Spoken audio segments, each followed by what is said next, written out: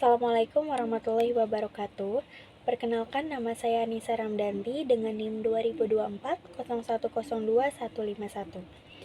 Pada video kali ini, saya akan memberikan pembahasan tentang materi perekonomian Indonesia dari sesi 1 sampai dengan sesi 7. Materi ini sangat penting karena membantu kita memahami bagaimana kondisi ekonomi Indonesia berkembang dari masa ke masa, bagaimana sistem ekonomi dijalankan hingga bagaimana pemerintah mengatur stabilitas ekonomi melalui berbagai kebijakan. Kita mulai dari sesi pertama, yaitu pengantar perekonomian Indonesia. Pada sesi ini, kita mempelajari sejarah perkembangan ekonomi Indonesia sejak masa kemerdekaan, Orde Lama hingga Orde Baru. Setelah Indonesia merdeka pada tahun 1945, fokus utama pemerintah adalah mempertahankan kedaulatan negara dan menjaga stabilitas politik. Pada masa ini, pembangunan ekonomi belum menjadi prioritas utama karena kondisi negara masih belum stabil. Infrastruktur masih terbatas, produksi nasional rendah, dan inflasi cukup tinggi. Kemudian pada masa Orde Lama, yaitu sekitar tahun 1945 sampai 1965, sistem ekonomi Indonesia lebih pusat pada pemerintah. Banyak kebijakan ekonomi yang diterapkan tetapi hasilnya belum mampu menciptakan kestabilan ekonomi. Inflasi sangat tinggi, nilai mata uang menurun, dan kesejahteraan masyarakat masih rendah. Kondisi ini membuat perekonomian Indonesia mengalami banyak kesulitan. Selanjutnya, pada masa Orde Baru, yaitu mulai tahun 1965 hingga 1996, pemerintah mulai melakukan stabilitas ekonomi secara lebih terarah. Infrastruktur mulai dibangun secara besar-besaran, investasi asing mulai masuk, sektor industri mulai berkembang, dan pertumbuhan ekonomi meningkat.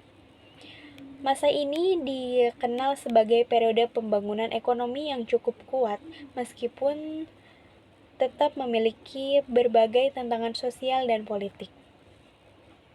Masuk ke sesi kedua, yaitu sistem ekonomi Indonesia. Sistem ekonomi adalah cara suatu negara mengatur produksi, distribusi, dan konsumsi barang, serta jasa untuk memenuhi kebutuhan masyarakat. Setiap negara memiliki sistem ekonomi yang berbeda, tergantung pada ideologi dan tujuan pembangunannya. Secara umum, terdapat beberapa jenis sistem ekonomi, yaitu sistem ekonomi tradisional, kapitalis, sosial, liberal, komunis, dan campuran.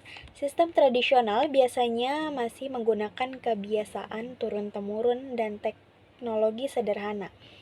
Sistem kapitalis memberikan beberapa penuh kepada individu dan perusahaan dalam menjalankan kegiatan ekonomi. Sistem sosialis menempatkan pemerintah sebagai pengendali utama kegiatan ekonomi, sedangkan sistem campuran menggabungkan peran pemerintah dan sektor swasta. Indonesia menggunakan sistem ekonomi campuran yang berlandaskan Pancasila dan Undang-Undang Dasar 1945.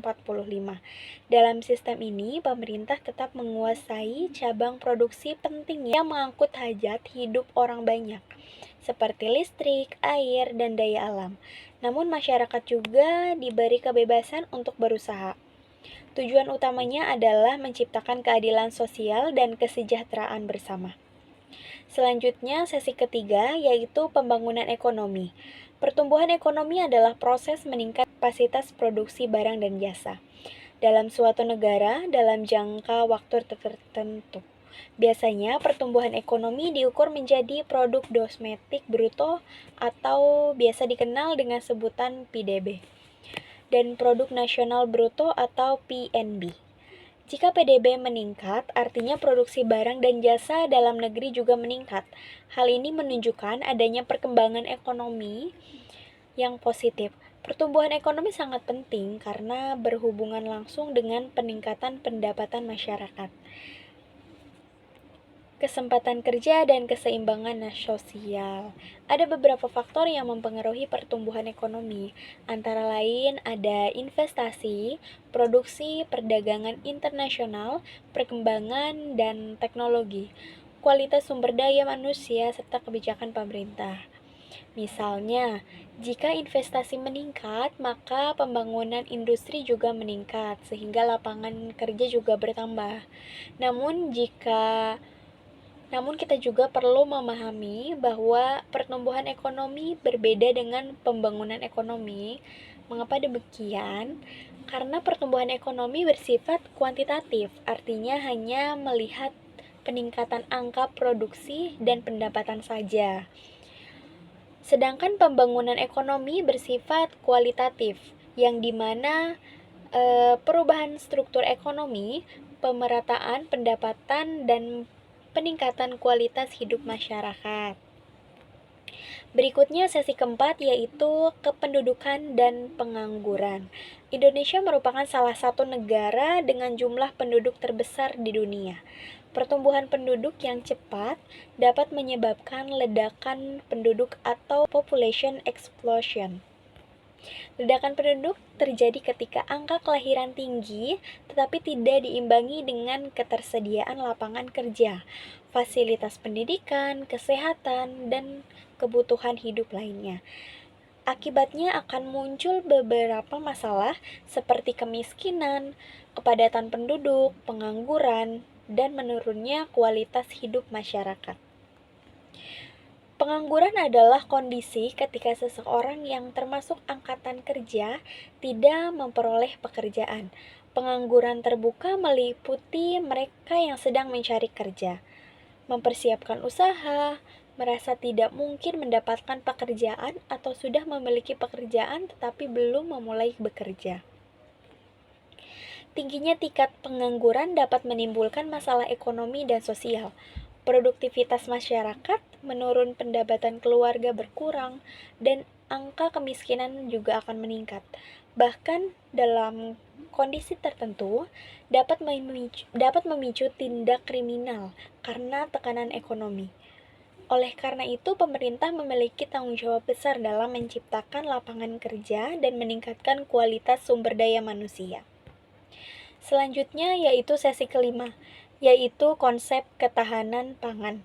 Ketahanan pangan adalah kondisi terpenuhinya kebutuhan pangan masyarakat secara cukup, aman, merata, dan berkelanjutan. Ketahanan pangan sangat penting karena pangan merupakan kebutuhan dasar manusia. Di Indonesia, sektor pertanian memiliki peran yang sangat strategis karena menjadi penyedia pangan nasional, sumber lapangan kerja, dan penyumbang produk domestik bruto atau PDB. Jika sektor pertanian kuat, maka stabilitas ekonomi nasional juga akan lebih terjaga. Pembangunan pertanian mengalami 3 tahap utama.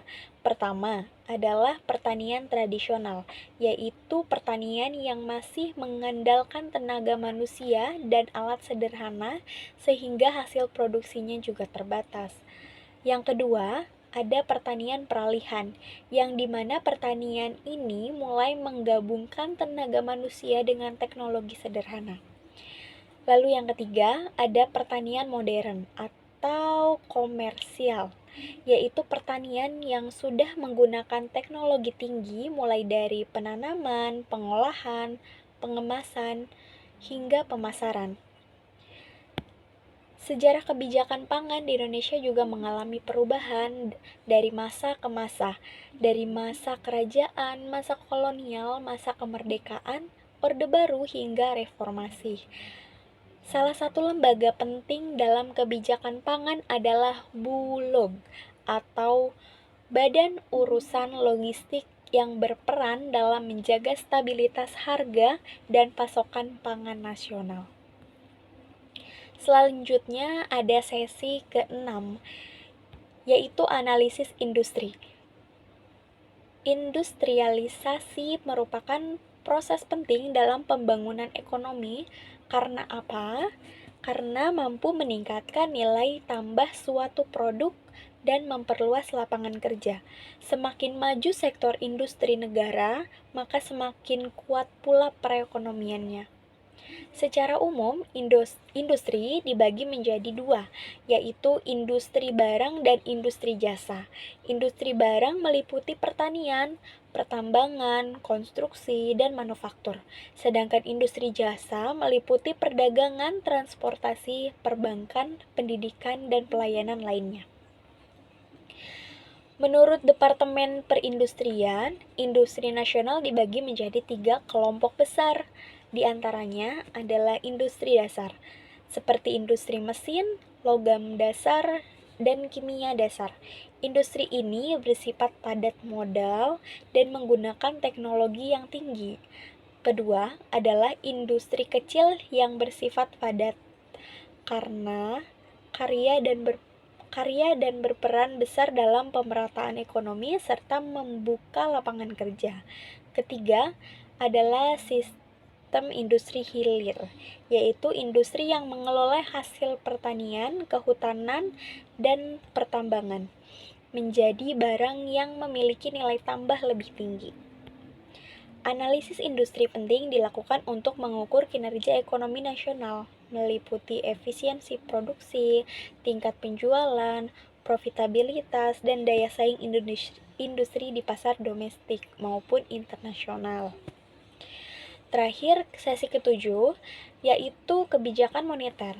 Kebijakan moneter adalah upaya pemerintah melalui bank sentral atau mengatur jumlah uang yang beredar dalam perekonomian. Di Indonesia, kebijakan moneter dilakukan oleh Bank Indonesia. Tujuan utamanya adalah kebijakan moneter menjaga stabilitas ekonomi, mengendalikan inflasi, menjaga kestabilan harga barang, dan meningkatkan kesempatan kerja, serta menjaga nilai tukar rupiah agar tetap stabil. Ada beberapa instrumen kebijakan moneter. Pertama adalah politik diskonto, yaitu kebijakan mengatur suku bunga pinjaman bank. Jika bunga dinaikkan, masyarakat akan cenderung mengurangi pinjaman, sehingga jumlah uang beredar menurun. Yang kedua adalah giro wajib minimum atau GWM, yaitu jumlah minimum dana yang wajib disimpan bank di Bank Indonesia. Jika GWM dinaikkan, maka kemampuan bank menyalurkan kredit akan berkurang sehingga uang beredar juga menurun. Ketiga adalah operasi, yaitu pasar terbuka, yaitu kegiatan Bank Indonesia membeli atau menjual surat berharga pemerintah untuk mengatur likuiditas pasar. Jika bank sentral memiliki suatu surat berharga, maka uang beredar meningkat. Sebaliknya, jika menjual uang beredar menurun. Lalu yang keempat adalah politik kredit selektif, yaitu pengaturan pemberian kredit hanya pada sektor-sektor tertentu yang dianggap produktif dan prioritas bagi pembangunan ekonomi nasional. Dari seluruh materi sesi 1 sampai dengan sesi 7 ini, kita dapat memahami bahwa perekonomian Indonesia dipengaruhi oleh banyak faktor yang saling berkaitan. Sistem ekonomi, pertumbuhan ekonomi, kependudukan, ketahanan pangan, industrialisasi, dan kebijakan moneter semuanya memiliki peran penting dalam pembangunan nasional. Sebagai mahasiswa, memahami materi ini sangatlah penting agar kita mampu melihat bagaimana kondisi ekonomi Indonesia bekerja secara nyata dalam kehidupan sehari-hari. Dengan pemahaman yang baik, kita dapat lebih kritis dalam menilai kebijakan pemerintah dan lebih siap menghadapi tantangan ekonomi di masa depan. Demikian penjelasan mengenai ringkasan materi perekonomian Indonesia sesi 1 sampai dengan sesi 7. Semoga materi ini dapat bermanfaat dan menambahkan pemahaman dan membantu dalam proses belajar. Terima kasih dan sampai jumpa pada pembahasan berikutnya.